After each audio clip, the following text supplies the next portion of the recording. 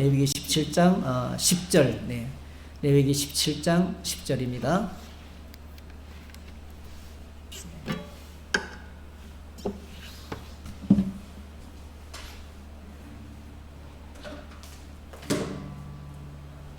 레위기 17장 10절 같이 읽습니다. 이스라엘 집 사람이나 그들 중에 거류하는 거류민 중에 무슨 피든지 먹는 자가 있으면 내가 그 피를 먹는 그 사람에게는 내 얼굴을 대하여 그를 백성 중에서 끊으리니 육체의 생명은 피에 있음이라. 내가 이 피를 너희에게 주어 제단에 뿌려 너희의 생명을 위하여 속죄하게 하였나니 생명이 피에 있으므로 피가 죄를 속하느니라. 그러므로 내가 이스라엘 자손에게 말하기를 너희 중에 아무도 피를 먹지 말며 너희 중에 거류하는 거류민이라도 피를 먹지 말라 하였나니 모든 이스라엘 자손이나 그들 중에 거류하는 거류민이 먹을 만한 짐승이나 새를 사냥하여 잡거든 그것에 피를 흘리고 흙으로 덮을지니라. 모든 생물은 그 피가 생명과 일체라. 그러므로 내가 이스라엘 자손에게 이르기를 너희는 어떤 육체의 피든지 먹지 말라 하였나니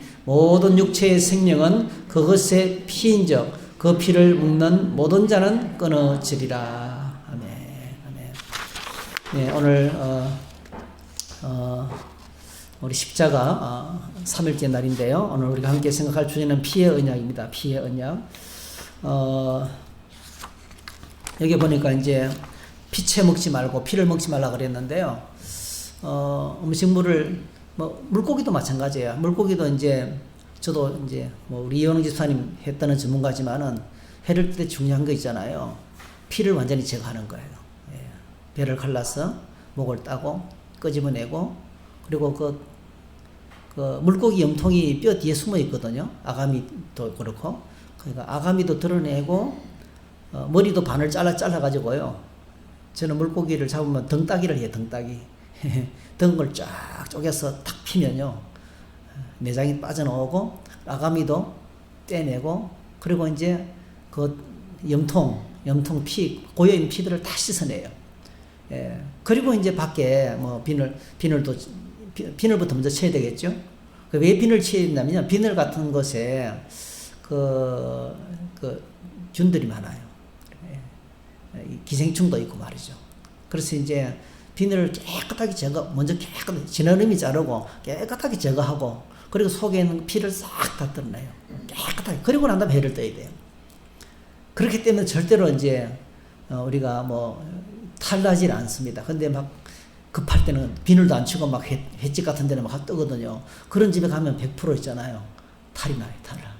그래서 일단 회 떠는 집에 주방이 깨끗해야 됩니다. 아무튼 어쨌든 간에 피를 다 제거하는 거 첫 번째고요. 그 다음에 또 이제 여러분 소뼈나 그 다음에 또 등뼈 같은 거 있잖아요. 고기 샀을 때도 물속에서 불려서 피를 빼내잖아요. 그죠? 피를 쫙 빼내야 이제 맛이 깔끔해져요. 안 그러면 거기서 막 비린내도 나고요. 온갖 비린내 거기서 나오거든요. 이러면 가장 큰 비린내가 피비린내예요.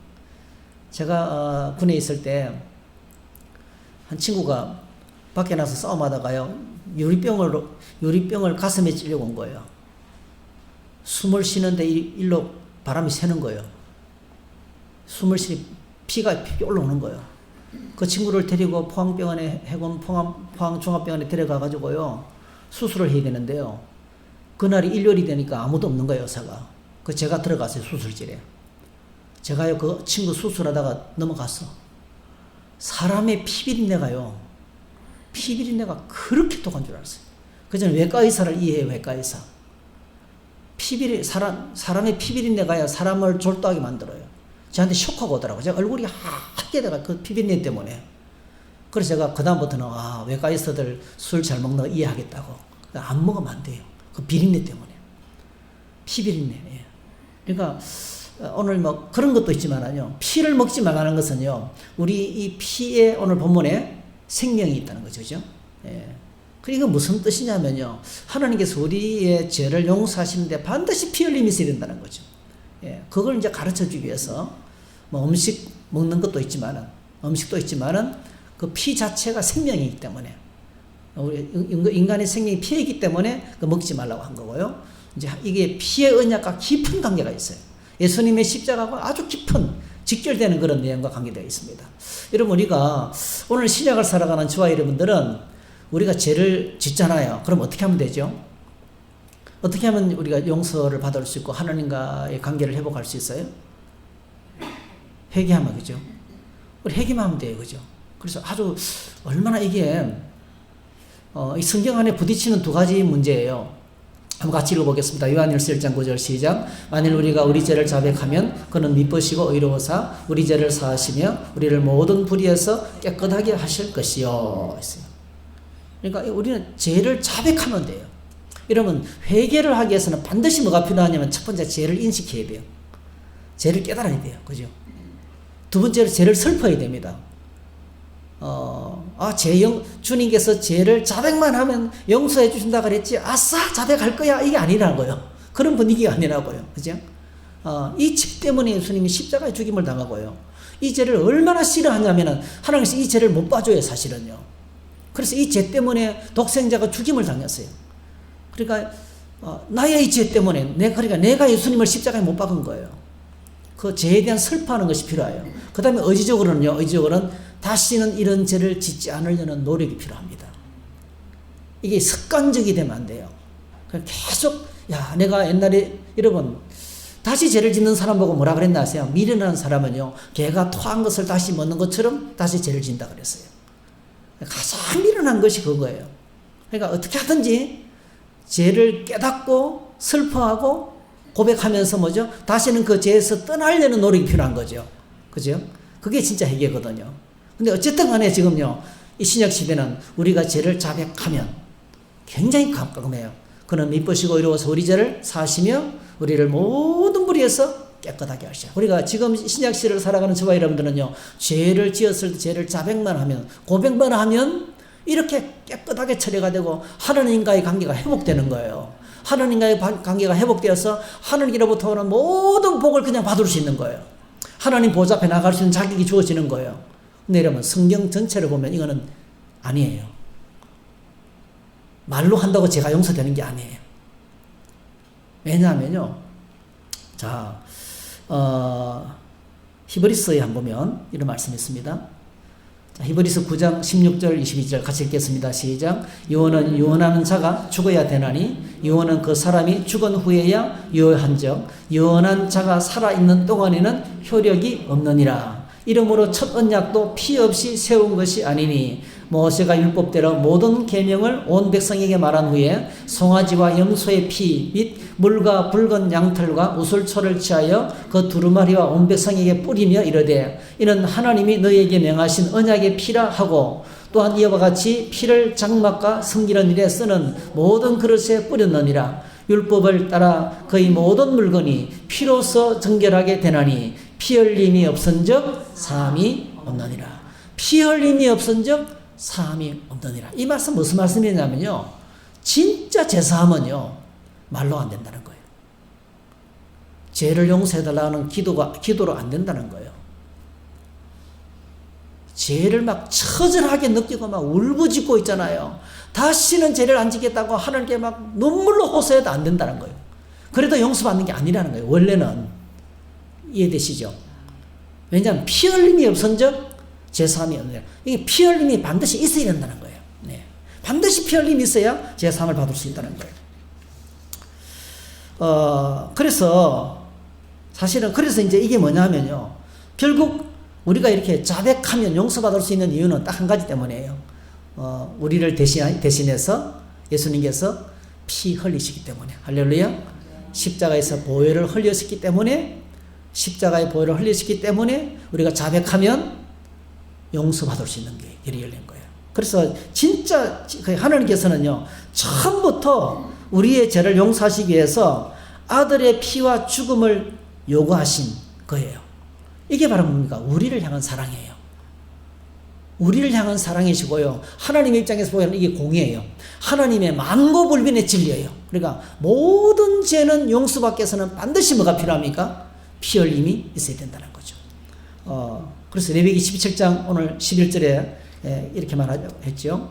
레위기 17장 11절에 육체의 생명은 아까 읽었습니다. 육체의 생명은 피에 있습니다. 내가 이 피를 너희에게 주어 제단에 뿌려 너희의 생명을 위하여 속죄하게 하였나니 생명이 피에 있으므로 피가 죄를 속하느니라. 피가 죄를, 그러니까 진짜 제사함은 어디서부터 옵니까? 피 흘림에서 온다는 거죠. 그래서 중요한 것은 저희들이요, 자백하면 용서받을 수 있기 위해서는 뭐가 필요하냐면요, 피 흘리는 언약에 참여해야 되는 거예요. 그 피의 언약이 하나님께서 말씀하신 피 뿌림의 언약 안에 있어야 된다는 거예요. 피 뿌림의 언약 안에 있을 때 그게 가능한 거예요, 사실은. 하나님께서 피를 요구하신 이유는 딱 한 가지입니다. 왜냐하면 죄의 삭선 사망이기 때문에. 그래서 피가 생명에 있기 때문에 사망에서부터 우리가 다시 회복되고 구원받기 위해서는 생명의 대가가 필요하다는 거죠. 생명의 대가가 반드시 들어져야 된다는 거죠. 그래서 하나님께서 죄사함을 위한 하나님의 영원한 법은요, 반드시 뭐가 필요합니까? 피 흘림이 있어야 되는데, 우리를 위해서 피를 흘려줄 수 있는 자격을 갖춘 분은 딱 한 분밖에 없어요. 어느 누구도 우리를 위해서 대신 피 흘려줄 수가 없어요. 왜? 모두가 다 자기 죄 때문에 죽어요. 그죠? 모두가 다 온 땅에 모든 사람이 죄인이고 모두가 다 자기 죄 때문에 짓기 때문에 아무도 날 위해서 피 흘려줄 수가 없어요. 그래서 여러분, 구세주의 자격이 세 가지인데요. 첫 번째는 하나님이셔야 돼요. 하나님만이 우리의 죄 문제를 처리할 수 있는 분이에요. 두 번째로 그분은 사람이어야 돼요. 양은 이런 만 마리의 양을 죽여도요, 나를 대신할 수가 없어요. 솔로몬이 1,000번제를 드렸지만은요, 그 1,000번제가요, 솔로몬을 대신할 수가 없어요, 사실은요. 왜냐하면요, 구약의 모든 제사는 그 일회성입니다. 일회용입니다, 일회용. 그러니까 죄를 짓고 제사를 지내잖아요. 그 죄만 용서받는 거예요. 다음에 죄를 지으면 뭡니까? 또 제사를 지내야 돼요. 그래서 여러분, 예루살렘 성전에는 끝없이 짐승을 잡는, 그 짐승의 피냄새로 범벅이 된 거예요. 그래서 여러분, 성전 안에서, 성소 안에서 향을 피워야 될 이유가 뭔지 아니면요, 향을 피워야 될 이유가 피비린내를 제거하기 위한 거예요. 그 엄청난 피비린내가 진동하는 거죠. 그래서 양을 잡을 때 피 튀기니까요, 제사장이 성소 안에 들어가기 전에 그 뭐가 있습니까? 큰 물두멍이 있는 거예요. 반드시 안 씻으면 안 돼요. 오물이 묻기 때문에요. 짐승을 잡을 때요, 피만 튀기는 거 아니죠. 똥도 사고 오줌도 사고 있잖아요. 그리고 막 여러 가지 그렇게 더럽혀지게 돼 있어요. 그래서 성소 안에 들어가기 전에 몸을 씻는 거죠. 안에 들어가서 뭐죠? 제단에 피를 뿌리는 것도 다시. 그러니까 이제 이게 제사의 이 과정을 보면 정말 우리의 죄가, 그러니까 하나님의 영원한 법칙은요, 제3을 위해서는 반드시 이 모든 과정이 바로 뭐죠? 이 제물들의 죽음이 피 흘림이 없은즉 제3이 없느니라는 하나님의 공의의 원칙에 따라서 진행되는데, 장사 누구 해줍니까? 그러니까 구약시대는 끝없이 일회용 제사를 지내지만은 예수님께서 오셔서 한 번으로 끝내는 영원한 제사를 지냈거든요. 그게 십자가에 예수님의 피 흘리심이라는 거죠. 그래서 예수님의 십자가는 우리 운명을 바꿔놨습니다. 예수 그리스도의 보혈은요, 영원한 단절, 하나님 제사함 받고 의롭다함을 얻고 하나님의 자녀가 되고 영원한 생명을, 하나님의 성품에 참여하고, 그리고 뭐죠? 천국에서 영원히 하나님과 함께 살 수 있는 이 구원의 축복을 누리도록 주님께서 우리에게 하신 겁니다. 그래서 이제 구약 성경에는 우리에게 이제 이것을 가르쳐 주기 위해서 끝없이 제사 제도가 있는데요. 이 제사 제도는요, 성자 하나님의 희생을 상징해요. 하나님은 영원 전부터 이제 아들의 피를 통해서 선택하신 하나님의 백성들의 죄를 용서하실 계획을 세우셨어요. 언제부터냐면요, 우리가 아담과 하와가 죄를 짓는 그 자리를 한번 가보십시다. 아담과 하와가 죄를 딱 짓는 순간부터 하나님께서 일을 진행하셨어요. 자, 창세기 3장 8절에서 24절 읽습니다. 시작. 그들이 그날 바람이 불 때에 동산에 거니시는 여호와 하나님의 소리를 듣고 아담과 그의 아내가 여호와 하나님의 낯을 피하여 동산 나무 사이에 숨은지라. 여호와 하나님이 아담을 부르시며 그에게 이르시되 내가 어디 있느냐. 이르되 내가 동산에서 하나님의 소리를 듣고 내가 벗었으므로 두려워하여 숨었나이다. 이르시되 누가 너의 벗었음을 내게 알렸느냐. 내가 네게 먹지 말라 명한 그 나무 열매를 내가 먹었느냐? 아담이 이르되 하나님이 주셔서 나와 함께 있게 하신 여자 그가 그 나무 열매를 내게 주므로 내가 먹었나이다. 여호와 하나님이 여자에게 이르시되 네가 어찌하여 이렇게 하였느냐? 여자가 이르되 뱀이 나를 깨물어 내가 먹었나이다. 여호와 하나님이 뱀에게 이르시되 내가 이렇게 하였으니 내가 모든 가축과 들의 모든 짐승보다 더욱 저주를 받아 배로 다니고 살아있는 동안 흙을 먹을지니라. 내가 너로 여자와 원수가 되게 하고 내 후손도 여자의 후손과 원수가 되게 하리니 여자의 후손은 내 머리를 상하게 할 것이요 너는 그의 발꿈치를 상하게 할 것이라 하시고 또 여자에게 이르시되 내가 내게 임신하는 고통을 크게 더하리니 내가 수고하고 자식을 낳을 것이며 너는 남편을 원하고 남편은 너를 다스릴 것이니라 하시고 아담에게 이르시되 내가 내 아내의 말을 듣고 내가 내게 먹지 말라 한 나무의 열매를 먹었은즉 땅은 너로 말미암아 저주를 받고 너는 내 평생에 수고하여야 그 소산을 먹으리라. 땅이 내게 가시덤불과 엉겅퀴를 낼 것이라. 내가 먹을 것은 밭의 채소인즉 내가 흙으로 돌아갈 때까지 얼굴에 땀을 흘려야 먹을 것을 먹으리니 내가 그것에서 취함을 입었음이라. 너는 흙이니 흙으로 돌아갈 것이니라 하시니라. 네. 우리 세 가지 사실을 생각할 수 있는데 첫 번째는요 8절이에요. 8절. 자, 제일 먼저요 인류가 이 사탄의 유혹의 말을 듣고 사탄의 말을 듣고 하나님을 불신하고 교만하여 불순종함으로 타락했죠. 자, 타락하여서 하나님을 떠나고 난 다음에 첫 번째 현상 그게 8절이에요. 8절. 아담과 그의 아내가 여호와 하나님의 낯을 피하여 동산나무 사이에 숨은지라. 이게 하나님과의 관계가 파괴된 거예요. 여러분 하나님과의 관계가 끊어지면요 그 다음에 예배가 안 됩니다. 예배는요 여러분 우리가 예배를 드리는지 안 드리는지는 자기가 알아요. 그죠? 여러분 하나님께 나가서 기도할 때도 여러분 저도 어떤 데는 앉아있는데 기도가 안 돼요. 찬송을 부르는 데 있잖아요. 딴 생각이 자꾸 나. 딴 생각이 안 불러질 때가 있어요. 여러분 그때는 어떤 상태입니까? 하나님과 나의 관계가 지금 뭐죠? 예배가 안 되는 거예요. 안 되는 거예요. 예배가 안 되는 것은요 관계가 잘못됐다는 거예요. 반드시 뭐가 필요해야 돼요? 하나님과 나 사이에 관계를 회복해야 돼요. 그게 뭐죠? 회개. 죄를 깨닫고 주님께 나가는 회개 작업이 반드시 필요한 거예요. 영적인 문제거든요. 그래서 첫 번째 현상이 예배하지 않았어요. 하나님 오시는데 기쁨으로 전에는 안 그랬거든요. 전에는 동산에 바람이 불면 하나님 오신다. 하나님이 오실 때마다 바람이 불었어요. 여러분 바람. 이 바람이 되게 중요해요. 그래서 오늘 저와 여러분들이 기도의 자리에 오시잖아요. 찬송하고 기도하고 여러분 성경 열심히 읽으시죠. 하나님이 엄청 기뻐하시는 바람을 일으키시는 거예요. 예, 정말입니다. 여러분 누군가 한 사람이 이 자리에 와서 기도하기 시작하잖아요. 새로운 바람이 일어납니다. 예, 기도 안 하는 사람이 기도하러 나왔죠. 완전히 분위기 달라져요. 그러니까 이게 하나님께서 바람을 일으키신다니까요. 네, 이게 하나님의 바람. 하나님이 오실 때 임하실 때 바람을 일으키시거든요.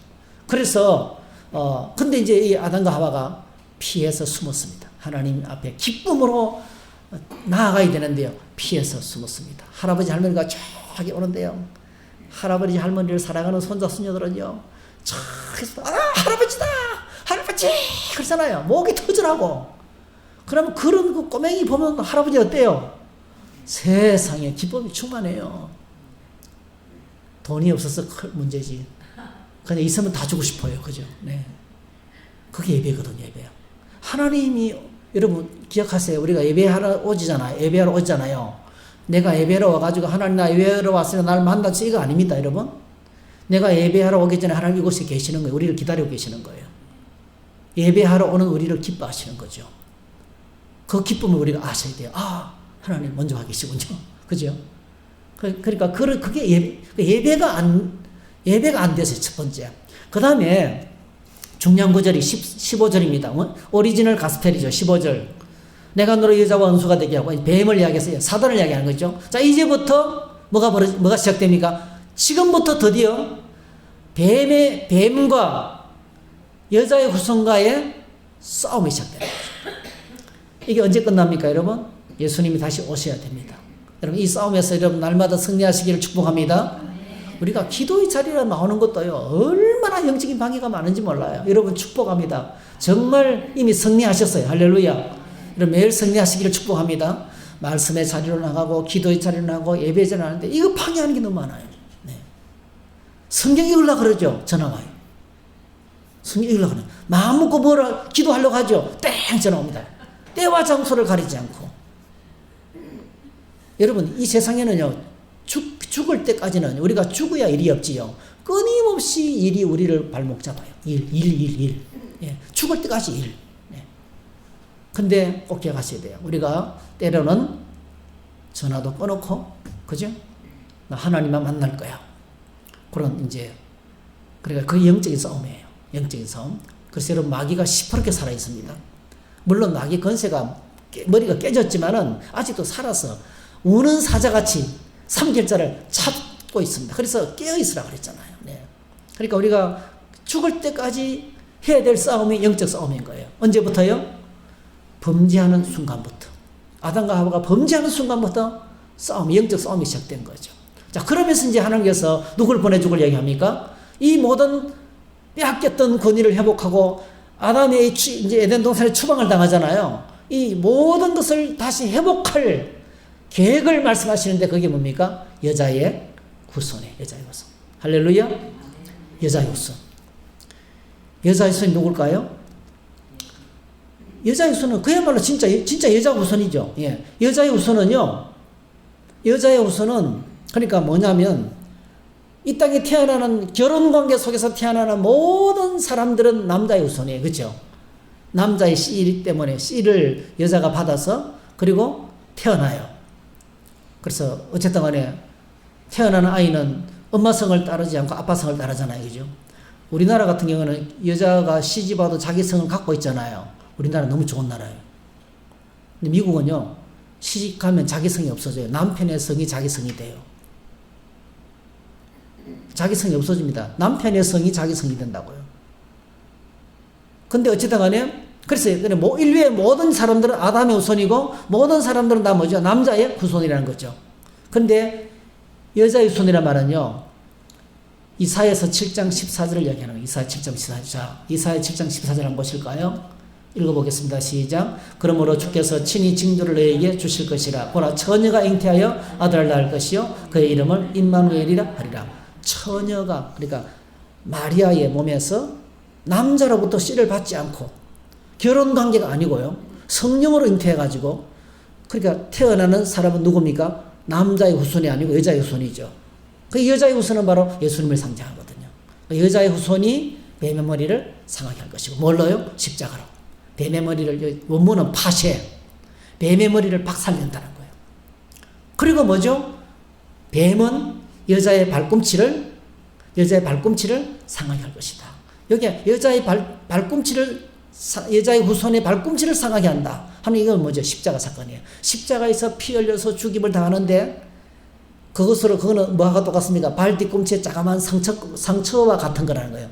우리가 볼 때는 십자가는 엄청난 고통의 시간이지만은요, 하나님께서 바라볼 때는 그거는 뭐죠? 발 뒤꿈치에 작은 상처에 왜? 다시 부활하셔요. 영원히 살아계셔요. 영원히 왕이 되시고 통치자가 되셔요. 그래서 이제 그러니까 처음부터 하나님께서는 뭐죠? 하나님의 아들, 여자의 후손으로 오신 하나님의 아들인 예수님의 십자가의 죽으심을 통해서, 십자가의 피 흘림을 통해 가지고 아담과 하와가 잃어버렸던 모든 지위를 다시 회복하실 계획을 세운 거예요. 재용서함을 받는 계획을 처음부터 세웠다는 거예요. 그 다음에 이제 우리가 또 세 번째로 발견할 수 있는 것이요, 21절입니다. 21절 한번 같이 읽어보겠습니다. 시작. 여호와 하나님이 아담과 그의 아내를 위하여 가죽옷을 지어 입히시니라. 야, 아담이요, 사실 이 가죽옷을 왜 지어 입었냐면요, 그냥 지어 입은 게 아니고요, 창세기 3장 7절에 죄를 짓자마자 이에 그들의 눈이 밝아져 자기들이 벗은 줄을 알고 무화과 나무 잎을 엮어 치마로 삼았다라 했어요. 그 전까지는 전혀 부끄럽지 않았어요. 벌거벗었지만 전혀 부끄럽지 않았어요. 예, 죄가 없었으니까. 근데 딱 죄를 짓고 난 다음부터는 뭐죠? 상대방을 바라볼 때는 이제 공격하기 시작하고 이제 나쁜 생각이 막 차도는 거죠. 그냥 순수한 아름다움으로 보이지 않고요. 나쁜 생각이 찾아오는 거죠. 예. 음욕이 막 솟아나는 거죠. 그래서 부끄러운 거예요. 그래, 부끄러움을 느낀다는 것은 우리가 다 죄인이라는 뜻입니다.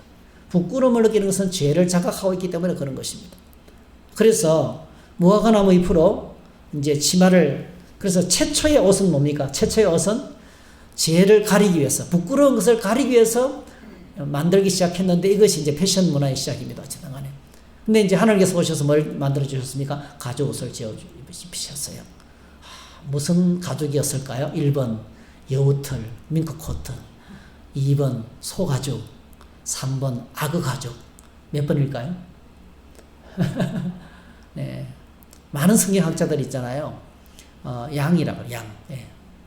양 가죽이실 것이고, 양일 것이라고 거의 뭐 해석을 다 합니다. 거의 모든 공통적으로.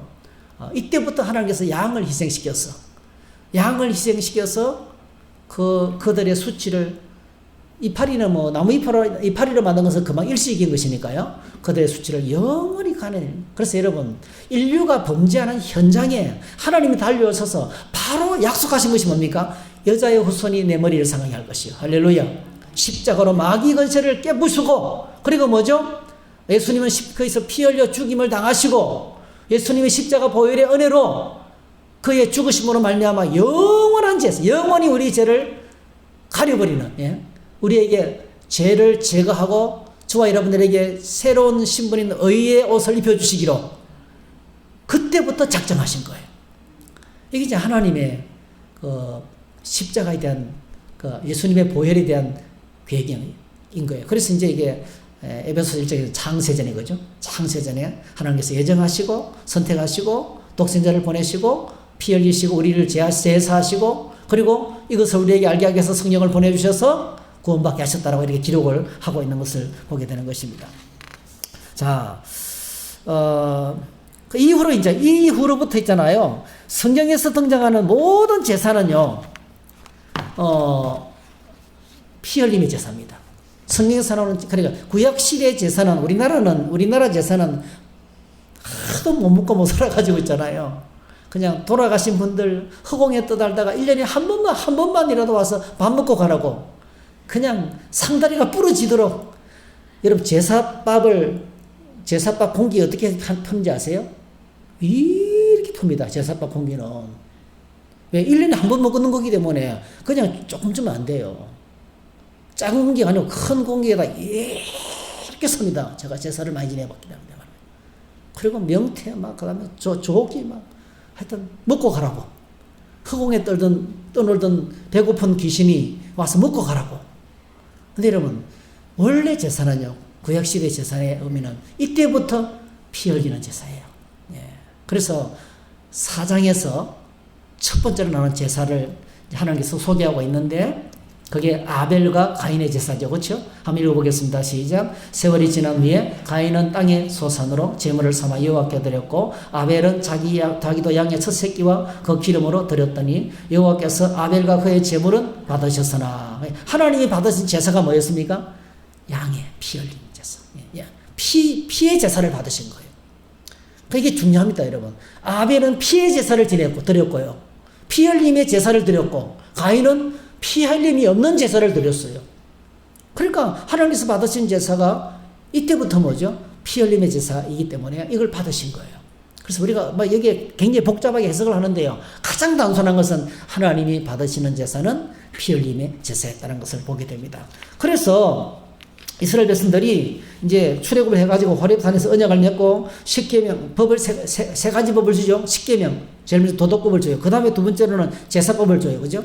세 번째 시민법을, 시민법 안에는 상법, 형법, 민법 다 주시는 거예요. 뭐 도둑질을 했을 때는 몇 배를 갖고 이런 거 있잖아요. 그런 걸 이제 세 가지 법을 주는데요.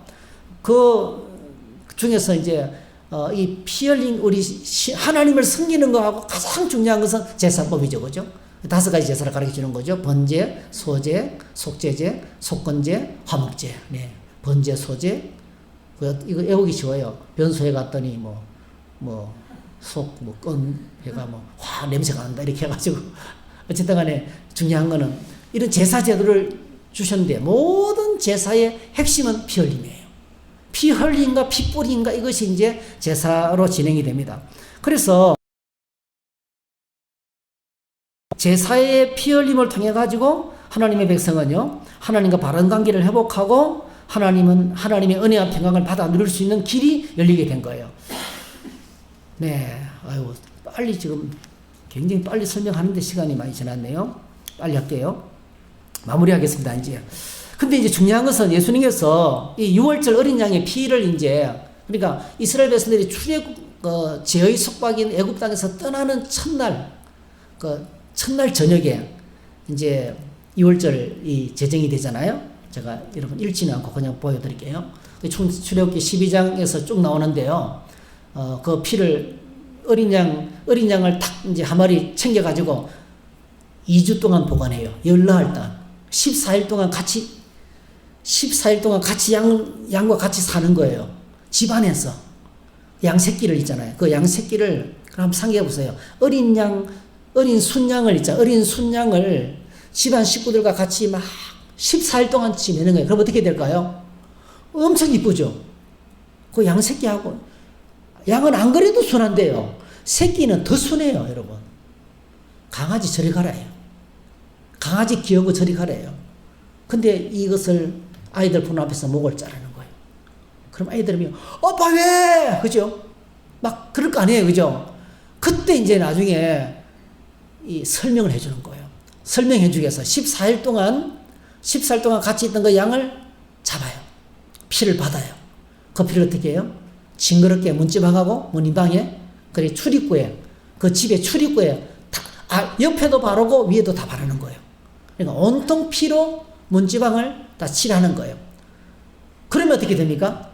그렇게 되면 죽음의 천사가 찾아갈 때 13절 내가 애굽 땅을 칠 때 그 피가 너희가 사는 집에 있어서 너희를 위하여 표적이 될지라 내가 피를 볼 때에 너희를 넘어가리니 재앙이 너희에게 내려 멸하지 아니하리라. 자 14절 너희는 이 날을 기념하여 여호와의 절기를 삼아 영원한 규례로 대대로 지킬지니라. 이게 중요한 거예요. 영원한 규례로. 그러니까 이 말은요, 신약과 구약을 초월해서 모든 하나님의 백성들은 이 언약 안에 들어와야 된다는 거예요. 이 언약 안에 들어와서 6월절 어린 양의 피의 언약, 6월절을 지켜야 된다는 거예요. 6월절의 언약을 지켜야 되는데 여러분 예수님께서 십자가를 바로 앞에 놓고 마지막으로 제자들과 식사하면서 있잖아요. 하시는 중요한 말씀이었어요. 거기에 누가복음 22장에 나와요. 자, 13절에 보니까 제자들을 모아놓고 15절 내가 고난을 받기 전에 너희와 함께 이 6월절을 먹기를 원하였느라. 그러니까 예수님께서 이때를 엄청 기다린 거예요. 왜 기다렸을까요? 우리가요 예수님 안에서 제사 안 받고 어렵다 말고 하나님의 자녀가 되고 영생을 얻고 영원한 천국에 사는 이 구원의 축복을 누리기 위해서는요 이 피의 언약 안에 들어가야 되는 거예요. 그리고 예수님께서 자신이 십자가에 죽으시기 전에 언약부터 먼저 하는 거예요. 언약식부터 먼저 하는 거예요. 그게 6월절 마지막 만찬이었어요. 그러면서 어떻게 합니까? 잔을 주면서 너희를 위해서 흘리는 내 피다. 그죠? 떡을 떼어주면서 너희를 위해서 내가 십자가에서 찢는 내 몸이다. 받아 먹으라. 그죠? 그러면서 자 너희가 이를 행하여 나를 기념하라. 20절 이 잔은 내 피로 세우는 새 언약이니 곧 너희를 위하여 붓는 것이라. 이렇게 했어요. 그래서 정리하면 여러분 이 성만찬은 6월절을 재현하는 건데요. 6월절을 재현하면서 뭘 합니까? 그냥 6월절을 재현하는 데서 끝이지 않고 언약식이에요. 언약식. 그러니까 피의 언약 속에 들어가는 시작이라는 거예요. 사인이라는 거예요. 그래서 예수님께서 이때를 기다렸다는 거예요. 왜? 너무너무 조속하다는 거죠. 그래서 여러분 이 언약식은요 길거리 나가가지고 수많은 무리들하고 같이 한 거 아닙니다, 여러분. 누가 했습니까? 비밀한 장소에서 딱 주님이 선택하신 12명, 그죠? 소수의 아주 특별히 제한된 사람들과만 제한된 장소에서 한 거예요. 이게 뭐냐면요. 예수님은 온 땅의 모든 사람이 구원받기 위해서 십자가에 죽으셨지만요. 꼭 기억하셔야 돼요. 구원받는 사람들은 리미티드 어토먼트. 그러니까 예정하시고 선택하신 사람만, 아시겠죠? 하나님이 예정하시고 선택하신 사람만 이 언약 안에 들어올 수 있게 되고요. 하나님 오늘 저와 여러분들이 우리 죄를 자백하면 죄 용서받고 하나님의 축복을 누릴 수 있는 길은요, 저와 여러분들이 이 성찬 예식을 통해서 하나님의 언약식에 참여해야 되는 거예요. 그래서 여러분, 간호사에 끌려가시죠. 그죠? 교황이 황제에게 수찬 정지를 내렸어요. 당신은 성찬식에 참석할 수 없다. 그거요, 나 성찬식 먹게 해달라고 무릎 꿇고 밖에 서 있잖아요. 몇 달? 며칠 동안? 그게 간호사의 권력이잖아요. 그러니까 그게 뭐냐면요, 그냥 단순하게 그냥 교환권이 잘못됐지요. 그때는 잘못된 것이지만 교환권을 정치적으로 악용한 것이지만 성경적으로 보면 뭐냐면요, 성찬 예식을 통해서 우리는 예수님의 피의 언약 속에 들어가는 거예요. 할렐루야. 그래서 너무너무 소중한 거예요. 그래서 함부로 세례받지 않은 사람 참 먹지 못하게 하고, 이것을 함부로 먹지 못하게 하고, 너무너무 소중한 거예요. 그래서 이 언약식을 통해 가지고 언제까지요? 예수님 다시 오실 때까지. 그죠? 예수님 재림 때까지 언약식을 진행해 가지고 우리가 제사함 받고 하나님과 바른 관계를 회복하고, 그리고 하나님 주시는 축복을 누리라, 이렇게 말씀하신 겁니다. 그래서 오늘 이 셋째 날의 주제는요, 언약의 피입니다. 우리가 죄를 자백하면 용서받을 수 있기 때문에 오늘 저와 여러분들 하나님의 자녀로 하나님을 예배하고 이 복을 누리는 이 모든 복은요, 우리가 이 예수님의 피의 언약 안에 있을 때만 가능해요. 그래서 날마다 주님의 십자가 보혈을 고백하면서 이 언약 속에 들어가야 돼요. 이제 시간이 없어서 이야기 안 하겠는데요. 조금 전에 히브리스에서 언약했던 그 말씀이 이거예요. 자, 모세가 이스라엘 백성들이 언약 10계명을 받고 언약식을 진행하는데 그게 출애굽 24장이거든요. 자, 어떻게 진행합니까? 제일 먼저 하나님 말씀을 들려줘요. 3절. 그 다음에 4절 하나님 말씀을 기록해요. 그 다음에 하는 것이 모세가 피를 뿌려요. 피를 가지고 제단에 뿌리고, 그 다음에 8절 어디에 뿌려요? 그 피를 가지고 백성들에게 뿌리죠. 백성들에 뿌리고, 그래서 언약식은 피 뿌림으로 말미암아 언약식이 진행되는 거예요. 그렇죠? 피 뿌림으로 말미암아 언약식이 진행되고 난 다음에 어떻게 됩니까? 그게요, 9절부터 11절까지예요. 모세와 아론과 나답과 아비와 이스라엘 장로 70인이 어디에 올라갑니까? 10절. 이스라엘의 하나님을 보니 그의 발 아래는 초옥을 편듯하고 하늘같이 청량하더라. 뭐냐면 하나님 보좌 앞에 앉게 된 거예요.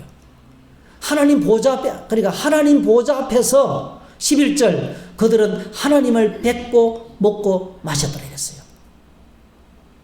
이게 뭡니까? 피 뿌림의 언약을 참여한 자에게 주시는 엄청난 복이에요. 그리고 오늘 저와 여러분들이 예수님의 십자가의 보혈의 피 뿌림을 받아야요, 예배도 드려지게 되고 하나님 안에 있는 복도 누리게 되고 하나님과 함께 먹고 마시는 삶이 비로소 가능하게 되는 거죠. 그래서 요한계시록 맨 마지막에